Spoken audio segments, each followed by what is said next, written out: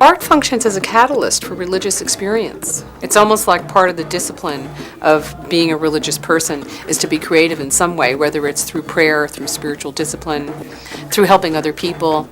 I think the arts create an avenue, a real easy way to express the things of your faith and people to benefit and take from that, and if they like it, they like it. If they don't, it's not confrontational. CBS presents The Arts Within Religion. The narrator is Ted Holmes.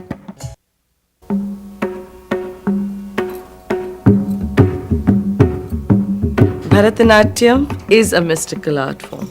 It has a strong sense of mysticism.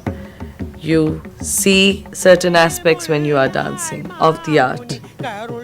And when you come away, sometimes you and the musicians have felt it, felt a presence, seen it, seen the divine, and sometimes you just don't, and you're just performing.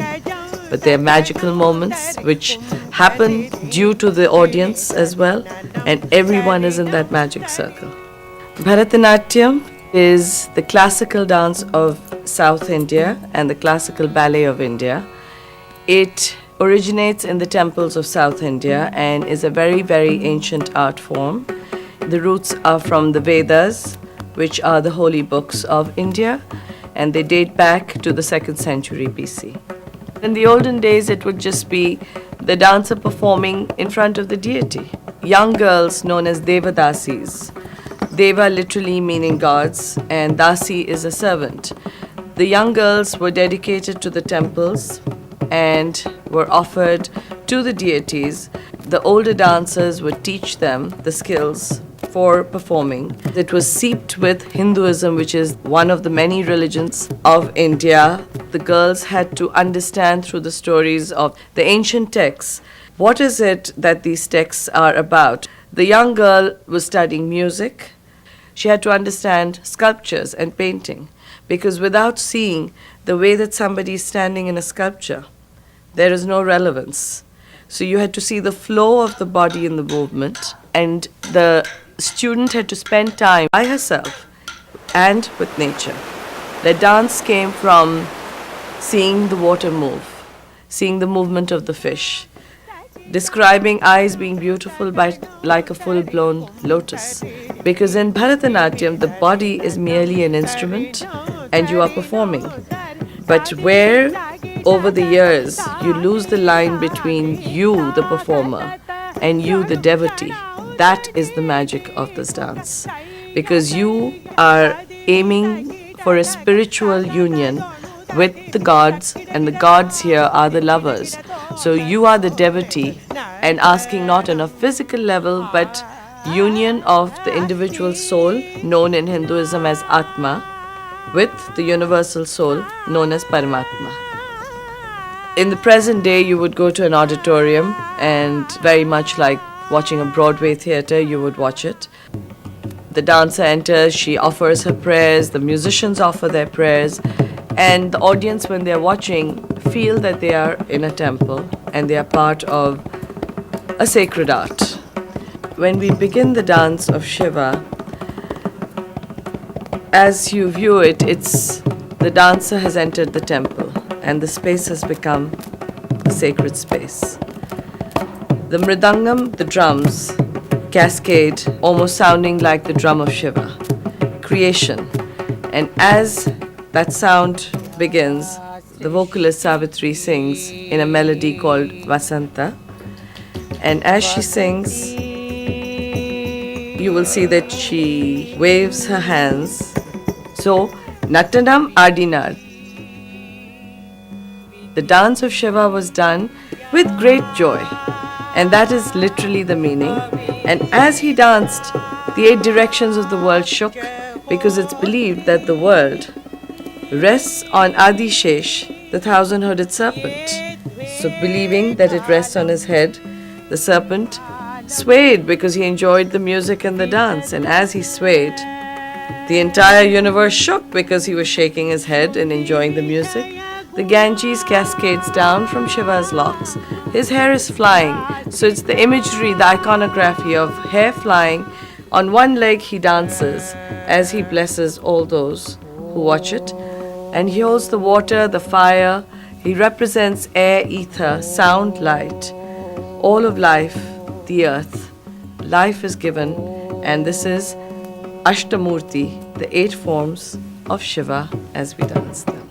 Nattanam Adinar, an extremely popular song in the Bharatanatyam repertoire.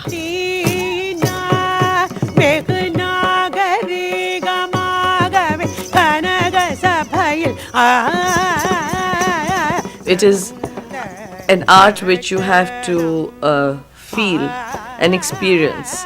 It's literally like fine cheese or wine. It has to take its time. And it cannot come unless you have felt the years with it. From the time I was very young, I was seeped in classical music and dance. From the age of 5, I was taking music lessons and did not enjoy them at all.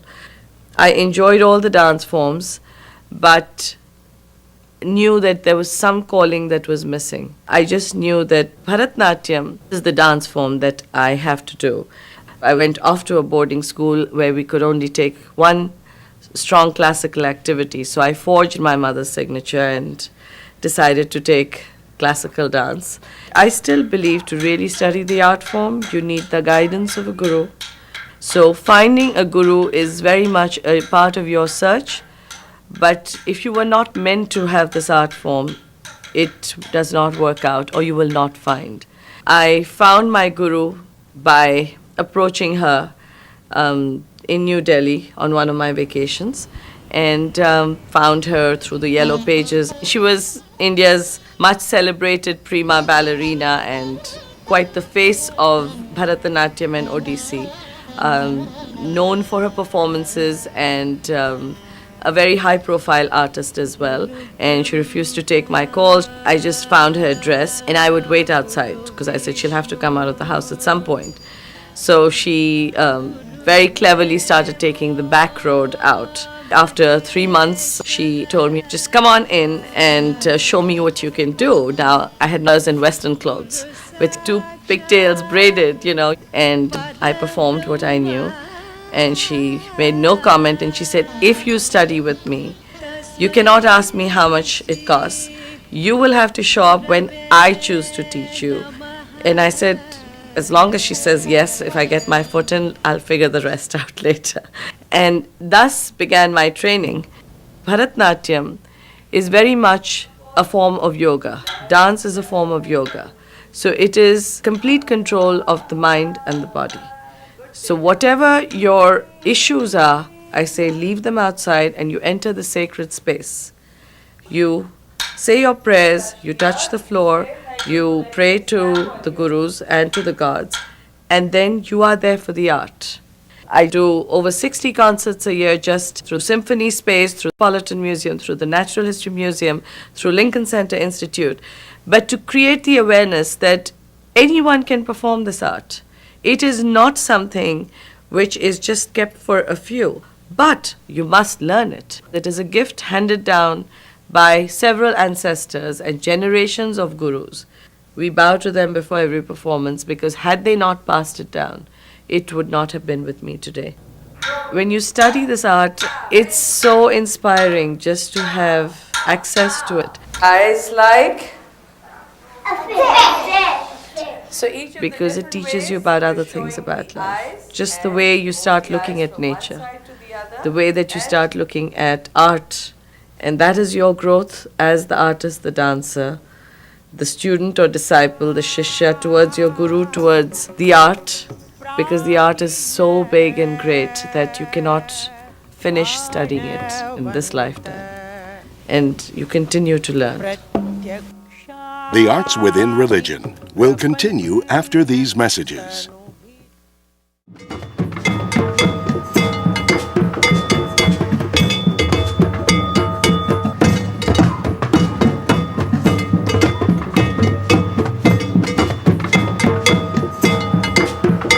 The Lord is watching and He knows every step that you take, and He knows every plan that you make, and He can catch your every mistake. And He can catch your every mistake. Na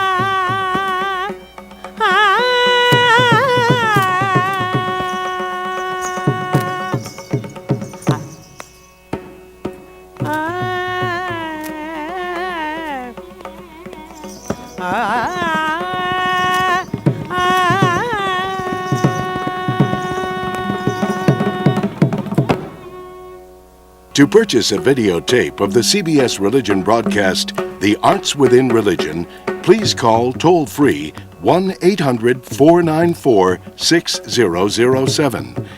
That's 1-800-494-6007. Call now.